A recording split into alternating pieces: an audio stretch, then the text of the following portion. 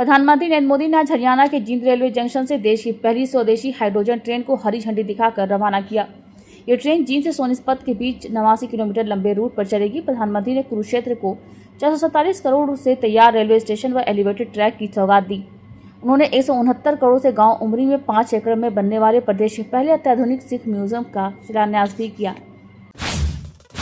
20 जुलाई से शुरू होने वाले संसद के मानसून सत्र में 7 बिल पेश किए जाएंगे। इनमें वंदे मातरम के अपमान और विदेशी चंदा कानून में संशोधन से जुड़े विधेयक भी शामिल हैं। 13 अगस्त तक चलने वाले मानसून सत्र में कांग्रेस समेत विपक्षी दल नीट, यूजी पेपर लीक, अन्य भर्ती परीक्षाओं में गड़बड़ी, अयोध्या राम मंदिर का दान विवाद, E20 ईंधन और विदेश नीति जैसे मुद्दों पर सरकार को घेरने की तैयारी में है। बंगाल की खाड़ी में बने लो प्रेशर एरिया की वजह से यूपी, बिहार समेत पूर्वोत्तर में बारिश हो रही है। यहाँ अगले 7 दिनों में तेज बारिश का अलर्ट है। मौसम विभाग के मुताबिक 20 से 30 जुलाई के बीच मध्य प्रदेश समेत उत्तर और मध्य भारत के बीच बारिश की संभावना है। जुलाई के पहले सप्ताह में मानसून आने के बाद जम्मू कश्मीर में 15 दिनों में 16 बार बादल फटे हैं। मध्य प्रदेश में करीब 9 दिन से थमा तेज बारिश का दौर अब फिर लौटने की तैयारी में है। मौसम विभाग ने शनिवार को बालाघाट और डिंडोरी में भारी बारिश की चेतावनी जारी की है। इसके अलावा 31 जिलों में गरज चमक, तेज हवाओं और हल्की से मध्यम बारिश की संभावना जताई गई है। मध्य प्रदेश सरकार की राज्य मंत्री प्रतिमा बागरी के अनुसूचित जाति प्रमाण पत्र को राज्य स्तरीय जाति छानबीन समिति द्वारा वैध घोषित किए जाने के बाद ये मामला एक बार फिर राजनीतिक और कानूनी बहस का विषय बन गया है। शिकायतकर्ता एवं मध्य प्रदेश कांग्रेस अनुसूचित जाति विभाग के अध्यक्ष प्रदीप अहिरवार ने समिति के फैसले पर गंभीर सवाल उठाते हुए आरोप लगाया कि जांच निष्पक्ष नहीं हुई और सरकार के दबाव में महत्वपूर्ण दस्तावेजों एवं ऐतिहासिक तथ्यों की अनदेखी कर मंत्री को क्लीन चिट दी गई। नेता प्रतिपक्ष उमंग सिंघार ने शुक्रवार को मध्य प्रदेश सरकार पर हमला बोला और कहा कि प्रदेश में भ्रष्टाचार चरम पर है। मीडिया से बात करते हुए उन्होंने कहा कि 44,000 करोड़ की केन बेतवा परियोजना में बड़ा घोटाला सामने आया है। मैंने 14 तारीख को परियोजना क्षेत्र का दौरा किया, वहां लोगों से बातचीत, उनकी समस्याएं जानने की कोशिश की। 80 साल की बुजुर्ग महिलाओं को पुलिस लाठीचार्ज कर रही है। पश्चिम मध्य रेलवे के भोपाल मंडल के अंतर्गत अमृत भारत स्टेशन योजना के तहत पुनर्विकसित सांची, विदिशा, अशोकनगर एवं शिवपुरी रेलवे स्टेशनों का लोकार्पण शुक्रवार को प्रधानमंत्री नरेंद्र मोदी द्वारा वीडियो कॉन्फ्रेंसिंग के माध्यम से किया गया। लोकार्पण कार्यक्रम में वीडियो कॉन्फ्रेंसिंग से रेल मंत्री अश्विनी वैष्णव एवं रेल राज्य मंत्री रवनीत सिंह जुड़े रहे। साथ ही इस अवसर पर चारों स्टेशनों पर आयोजित समारोह में जनप्रतिनिधियों, गणमान्य नागरिकों, विद्यार्थियों, यात्रियों में बड़ी संख्या में स्थानीय नागरिकों की उत्साहपूर्ण सहभागिता रही।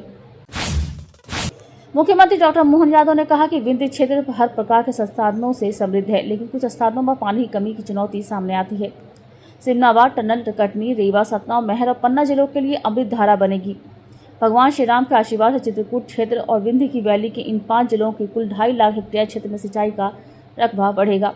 लोगों के लिए पेयजल की समस्या का समाधान होगा। कई स्थानों पर इसमें बिजली भी बनाई जाएगी। ये परियोजना राज्य में सिंचाई का रकबा बढ़ाने के संकल्प की पूर्ति में निर्णायक भूमिका निभाएगी।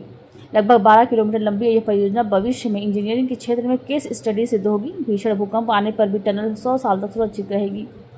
कई स्थानों पर टनल की गहराई जमीन से नीचे 120 फीट तक भी है। मुख्यमंत्री डॉक्टर यादव ने सिमनाबाद टनल के अवलोकन के बाद मीडिया से चर्चा में ये जानकारी दी।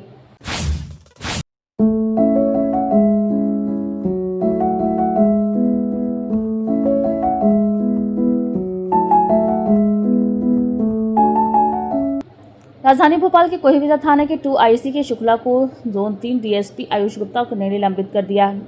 2 IC पर भ्रष्टाचार और अवैध गतिविधियों को संरक्षण देने के आरोप लगे थे। इस कार्रवाई के साथ ही थाने के अन्य अधिकारियों और स्टाफ की भी जांच शुरू हो गई है और उनकी भूमिका स्पष्ट होने पर और कार्रवाई की जाएगी। बता दें कि शुक्ला के खिलाफ अपराधियों से सांठगांठ और अनियमितताओं की शिकायतें लगातार मिल रही थी। अमेरिकी राष्ट्रपति डोनाल्ड ट्रंप ने आज फिर दावा किया कि 2020 के राष्ट्रपति चुनाव में धांधली हुई थी। चुनाव सुरक्षा पर राष्ट्र को संबोधित करते हुए उन्होंने कहा कि उनकी सरकार चुनाव सुरक्षा जुड़े दस्तावेज सार्वजनिक यानी रिस्क क्लासिफाई कर रही है। इस दस्तावेजों के मुताबिक चीन ने 2020 के चुनाव के दौरान 22 करोड़ का अमेरिकी वोटरों का डेटा चुराया था, जबकि 18 राज्यों का वोटर डेटा हैक किया गया। ट्रंप ने आरोप लगाया कि CIA, FBI और दूसरी खुफिया एजेंसियों को इसकी जानकारी थी, लेकिन इसे राष्ट्रपति कांग्रेस और जनता से छिपाया गया। अमेरिका ने लगातार छठी रात ईरान पर एयर स्ट्राइक की। इस दौरान भारत में निवेश वाले चाबहार पोर्ट को भी निशाना बनाया गया। हमले में पोर्ट के कंट्रोल टावर को नुकसान पहुंचा है। पिछले एक हफ्ते में इस टावर पर यह तीसरा हमला है। अमेरिकी सेंट्रल कमांड ने बताया कि फाइटर जेट, ड्रोन और युद्धपोतों से ईरान के कई सैन्य ठिकानों पर हमला किया गया। रिजर्व बैंक ऑफ इंडिया जल्द ही देश में प्लास्टिक यानी पॉलीमर से बने नोटों का पहला पायलट प्रोजेक्ट शुरू करने जा रहा है। ये देश में नए जनरेशन की करेंसी लाने के RBI के प्लान का अगला कदम है। रिजर्व बैंक शुरुआती फेज में सबसे पहले 10 और 20 वैल्यू के छोटे नोटों के साथ इसकी टेस्टिंग करेगा। अगर ये टेस्टिंग सफल रही तो आरबीआई साल 2027 से देश में पॉलीमार नोटों का फुल स्केल चलान शुरू कर सकता है। सोने चांदी की कीमतों में आज भी गिरावट रही। 10 ग्राम 24 कैरेट सोना 415 रुपये गिरकर 1,41,264 लाख रुपए पर आ गया है। 1 किलो चांदी 797 रुपये घटकर 2,16,637 रुपये पर आ गई है।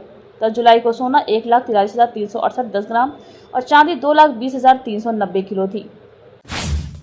फीफा वर्ल्ड कप 2026 के लिए रिकॉर्ड $871 मिलियन लगभग 83,866 करोड़ रुपए की प्राइज मनी की घोषणा की गई है।